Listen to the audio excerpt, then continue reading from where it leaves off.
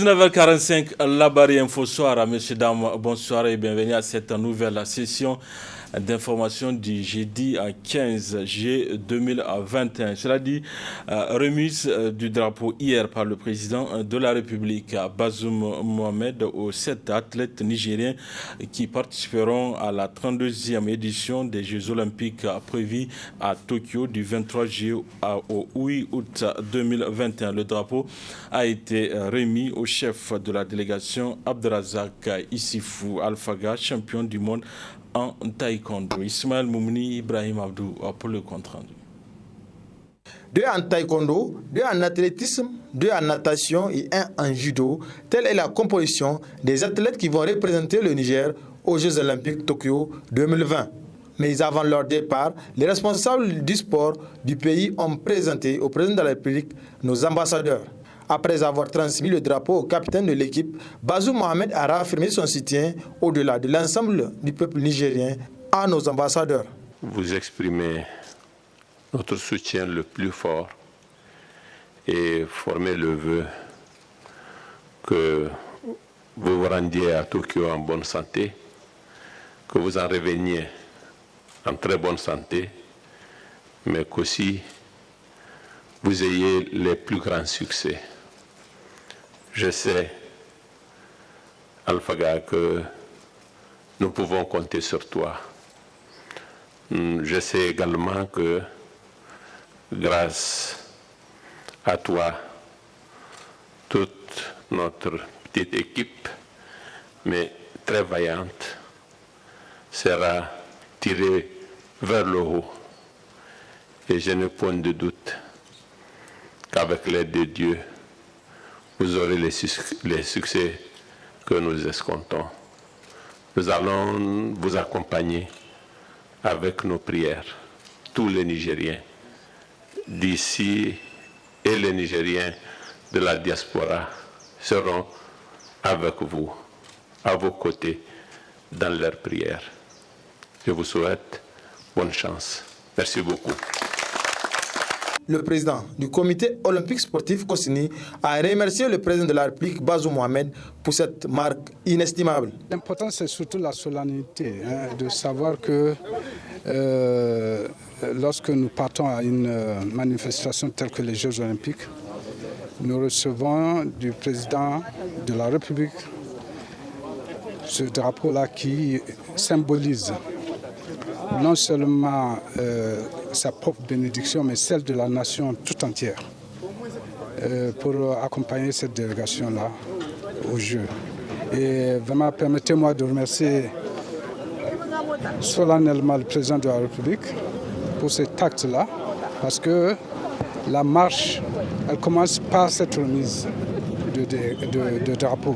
Donc, toute la délégation peut m'avoir remercié le président de la République et nous souhaitons, Inch'Allah, que nous puissions revenir le 8 août pour lui remettre ce drapeau avec plein de médailles. En réceptionnant le flambeau, le champion d'Afrique, champion du monde, également vice-champion olympique en taekwondo, Abdelrazak Issifou Alfaga a rassuré le peuple nigérien que les athlètes vont donner le meilleur d'eux-mêmes pour décrocher des médailles. Au nom des athlètes, je prends l'engagement de représenter dignement notre pays aux Jeux Olympiques de Tokyo, Inch'Allah. Comme je l'avais dit plusieurs fois, je me suis sacrifié depuis 2016 pour être médaillé, parce que mon objectif c'est de motiver les autres athlètes.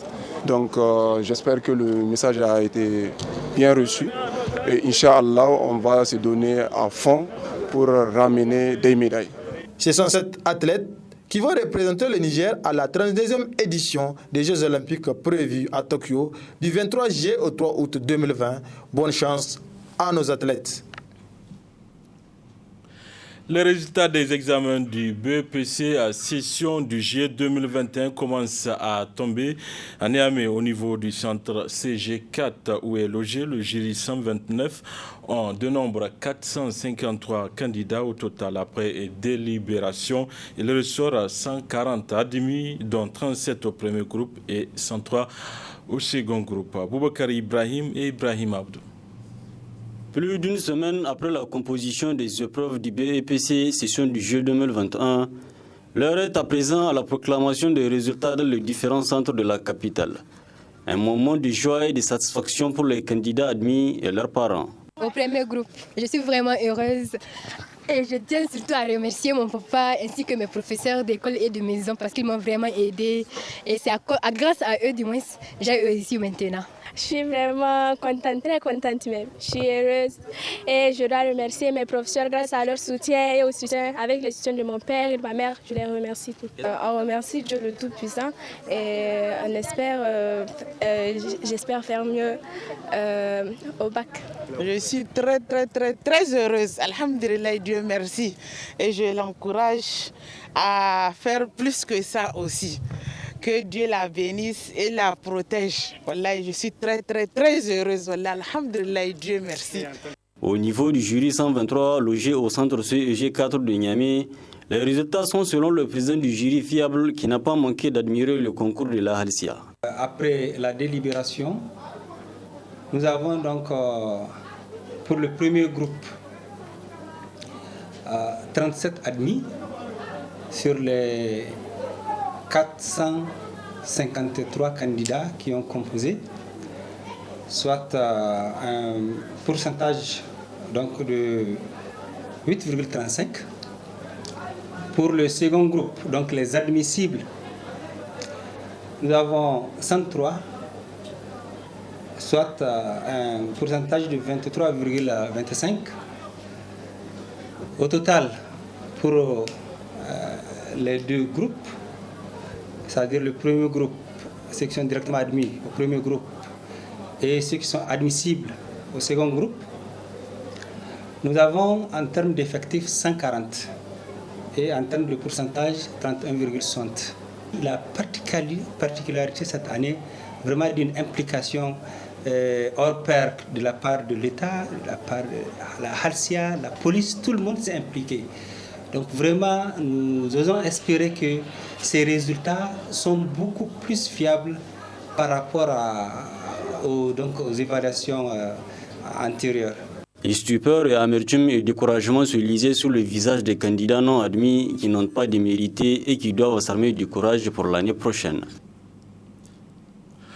Voilà, célébration ce matin à l'hôtel Radisson Blu du 5e anniversaire de la commémoration des martyrs tombés lors de la tentative du coup d'État du 15 juillet 2016, aussi de la journée de la démocratie et de l'unité nationale de Turquie. Plusieurs invités de marque étaient présents à cette cérémonie, nous rapporte Asma Ousseidou et Chebou Guissou. Rendre un hommage mérité à ses compatriotes qui ont rendu l'âme dans la lutte que mène la République de Turquie contre l'organisation terroriste de Fethullah, objet de la présente conférence de presse organisée par l'ambassade de Turquie à l'occasion de la commémoration des martyrs tombés lors de la tentative du coup d'État du 15 juillet 2016 et de la journée de la démocratie et de l'unité nationale de Turquie. Une date inoubliable pour la République de Turquie. Pourquoi célébrons-nous cet événement? Qui est réellement Fethullah Gülen? Je tiens à vous éclairer quelques zones d'ombre à ce sujet. Nous le soulignons à chaque commémoration du 15 juillet. Aujourd'hui, nous l'affirmons de nouveau. Fethullah Gülen est le chef d'une organisation clandestine criminelle et terroriste, appelée tout court FETÖ, qui possède une portée et des méthodes de nuisance sans précédent. La FETÖ est d'ailleurs une menace sérieuse contre les acquis républicains et démocratiques en Turquie. Pour comprendre la grande menace à la sécurité que représente ce réseau criminel, il faut bien examiner ses actions, principalement la tentative de coup d'État du 15 juillet 2016. La Turquie a démontré le caractère hideux de la soi-disant confrérie religieuse qui n'était en fait qu'une organisation terroriste qui s'est renforcée en accroissant sa présence à partir des années 60 au sein de notre administration civile et militaire, aussi bien que dans plusieurs secteurs de la vie scolaire, sociale, afin de mettre ouvre son propre agenda. Cette 5e commémoration des martyrs revêt d'un caractère international. C'est avec une ferme détermination que l'État turc continue sa lutte ferme contre la FETÖ, tant à l'intérieur de la Turquie qu'à l'étranger. Les autorités turques concentreront leurs efforts pour relever le réseau organisationnel de cette organisation terroriste. Au cours de 18 mois, environ 2000 suspects ont été arrêtés et remis à la justice turque. Cette année aussi, je voudrais mettre un accent particulier sur la dimension internationale de cette question. Il faut bien souligner qu'il sera une violation du droit international que les demandes d'asile déposées par les membres de cette organisation soient acceptées par d'autres États dans le monde. Au regard des activités que mènent les organisations terroristes, tous les États sont tenus d'apporter un soutien continu à la lutte contre le terrorisme. L'ambassadeur de la Turquie a enfin imploré la miséricorde divine à tous les martyrs de la Turquie et du Niger qui ont perdu leur vie en défendant leur patrie. Le Conseil supérieur de la communication CSC organise depuis ce matin une journée d'échange à l'endroit des médias, des hommes politiques et de la société civile. Il s'est agi pour le CSC d'échanger avec ses acteurs sur la délibération numéro 09/CSC du 6 septembre 2018. Nafissatou Yahya et Halidou Brema pour le résumé. Après plusieurs plaintes, le Conseil supérieur de la communication CSC a décidé d'organiser une journée d'échange autour de la délibération numéro 09/CSC du 6 septembre 2018 déterminant les modalités de la saisine d'office et la procédure de traitement des plaintes et recours soumis au CSC, objet de la présente rencontre. Nous avons constaté qu'en 2019, nous avons reçu 15 saisines d'office et plaintes des recours devant le CSC, mais qui n'ont pas prospéré. Aucune de ces plaintes-là n'a prospéré parce qu'il y a eu un problème de délai, un problème de méconnaissance des textes. Souvent, on est confronté à une situation où le plaignant ou le requérant doit venir devant le CSC 3 mois avant le fait. À partir du fait, tu as 3 mois pour te plaindre. Mais souvent, c'est au 4e mois, 3 mois, 2 semaines, 5e mois que les gens se plaignent devant le CSC. Du coup, la plainte ne peut pas prospérer. Et au niveau même du CSC, certains délais de traitement sont tellement courts que souvent on n'arrive pas clairement à traiter à temps. Généralement, c'est des plaintes liées vraiment à des violations d'éthique et de déontologie et souvent à des images obscènes qui sont diffusées sur les médias. Parce que quand vous l'avez suivi tout à l'heure dans les explications du directeur de cabinet, on a du mal même à suivre la télé avec nos familles. Parce que tout de suite, vous allez voir une image obscène qui va tomber. Donc, généralement, les citoyens recourent devant le CSC pour ce genre de choses, ou souvent des cas de diffamation ou d'insultes dans les médias. Pour une amélioration de cette délibération, il est attendu des échanges de cette journée. Nos attentes, c'est que nous voulons qu'il y ait des propositions concrètes, des recommandations nous permettant d'améliorer cette délibération. La deuxième attente, c'est que nous voulons que tous les acteurs soient mieux éclairés sur la délibération. Parce qu'il y a des possibilités, mais les gens ne comprennent pas qu'ils peuvent aller devant le CSC. Un citoyen lambda, même si tu n'appartiens pas à une structure, quand tu constates qu'il y a des anomalies dans les médias, tu es en droit de recourir, de saisir le CSC. Et le CSC est obligé de traiter ta plainte si les délais sont respectés. Donc l'objectif, vraiment, c'est de permettre aux gens de comprendre mieux cette délibération et s'il y a lieu de l'améliorer. Plusieurs interventions ont marqué cette rencontre qui a vu la participation de plusieurs acteurs, notamment politiques, médias et ceux de la société civile. L'Association des informaticiens du Niger organise depuis ce matin une table ronde multi-acteurs pour la mise en place d'une stratégie de sensibilisation et de l'élaboration d'un document de plaidoyer pour le renforcement de la protection des données à caractère personnel. Nafissa Touzakou, Sadoudoumi. Cette table ronde multi-acteurs pour la mise en place d'une stratégie de sensibilisation et d'élaboration d'un document de plaidoyer pour le renforcement de la protection des données à caractère personnel, organisée par l'Association des informaticiens du Niger ASINI, vise à mettre en place une stratégie de sensibilisation sur le droit des personnes concernées par le traitement des données et aussi d'élaborer un document de plaidoyer pour le renforcement de la protection des données à caractère personnel. L'activité cadre parfaitement dans l'exécution de la protection des données à caractère personnel. L'Association des informaticiens du Niger, fidèle à sa mission, qui est celui de sensibiliser, d'informer, de former et de faire la promotion et le développement du numérique, a initié ce projet sous le thème projet de sensibilisation et de plaidoyer pour le renforcement de la protection des données à caractère personnel, avec l'appui de l'Association des utilisateurs des technologies de l'information et de la communication ASUTIC, basée au Sénégal. L'objectif de ce projet est d'améliorer la compréhension des Nigériens du droit à la protection des données à caractère personnel, le renforcement de la liste des incriminations pour donner une base légale en cas de manquement, et aussi le renforcement des accords de coopération internationale auxquels le Niger a souscrit relativement à la protection des données à caractère personnel, comme par exemple la Convention de l'Union africaine sur la cybersécurité et la protection des données à caractère personnel, jusque-là n'a pas été ratifiée. Par ailleurs, il est attendu à l'issue des travaux de cette journée, une stratégie de sensibilisation est mise en place et un document de plaidoyer est élaboré. Occasion saisie par le président de l'ASINI de revenir sur les problèmes auxquels font face les informaticiens.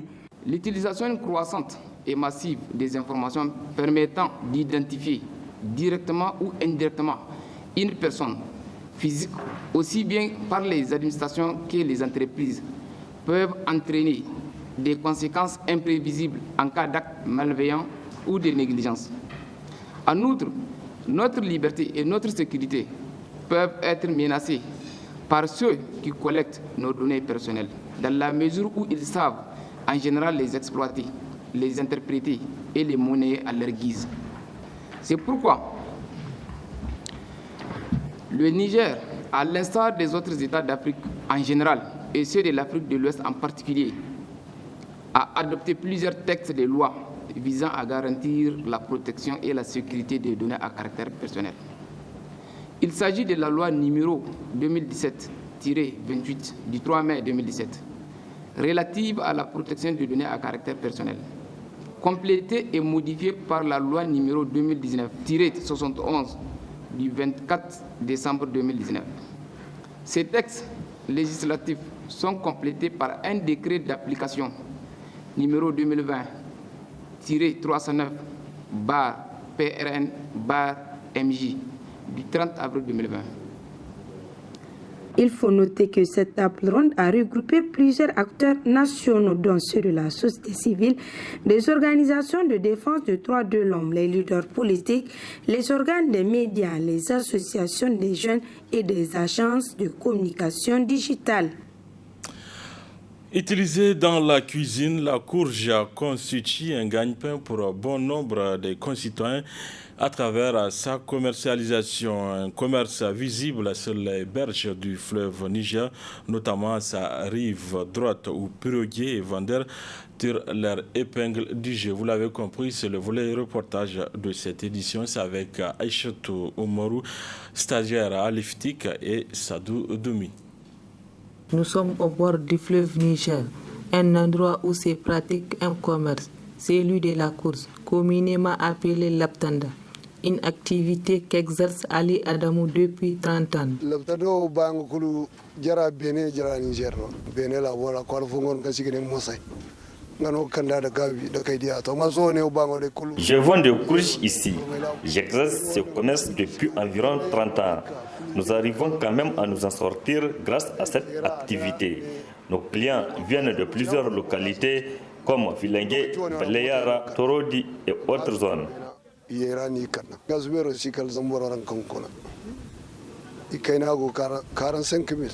D'autres personnes qui tirent leur épingle du jeu dans ce commerce sont les dockers. Je suis un porte-bagages. Grâce à ce travail, j'arrive à m'en sortir. Je suis même marié dans cette activité. Nous déchargeons à 40 000 voire 50 000 francs CFA.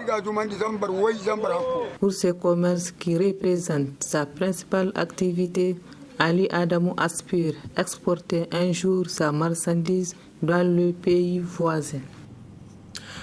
Restons toujours au fleuve Niger, cette fois-ci du côté de la corniche Yantala, à la découverte des femmes qui s'adonnent à la commercialisation du poisson frais, une activité qui permet à ces femmes de joindre les deux bouts, nous rapporte Farida Moussa, stagiaire à l'IFTIC, sur les images de Boubacar Souley. Généralement exercée par les femmes au foyer, la vente du poisson cru et frit est une activité qu'exercent les femmes du quartier Yantala Corniche pour subvenir aux besoins de leur famille, à l'exemple de Amina et Haïssa.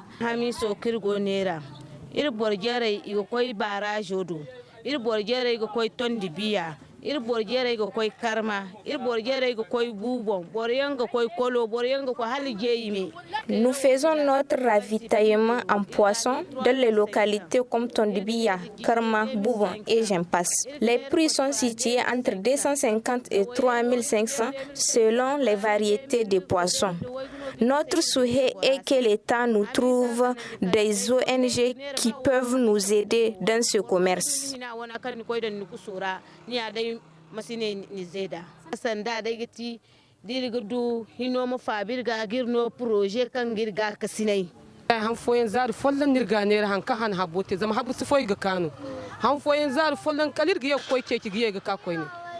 Des fois, nous arrivons à écouler tous nos produits. Au cas contraire, nous les conservons avec de la glace. Nous demandons aux pêcheurs de diminuer le prix du poisson pour que nous-mêmes nous puissions faire le même aux clients.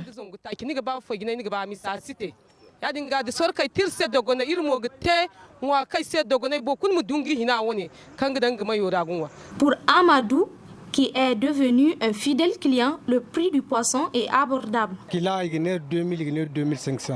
Ça varie, parce que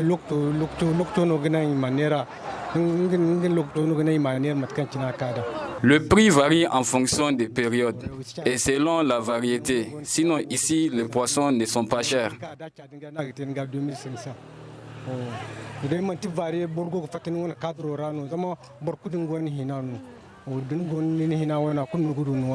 Ces femmes qui ont fait de la vente de poissons une activité génératrice de revenus lancent un appel à l'endroit des autres femmes au foyer de faire autant et de ne pas rester les mains croisées. Voilà, messieurs, dames, c'est tout pour ces 19h45 de la télévision Labari. Merci à vous de l'avoir suivi. Au revoir.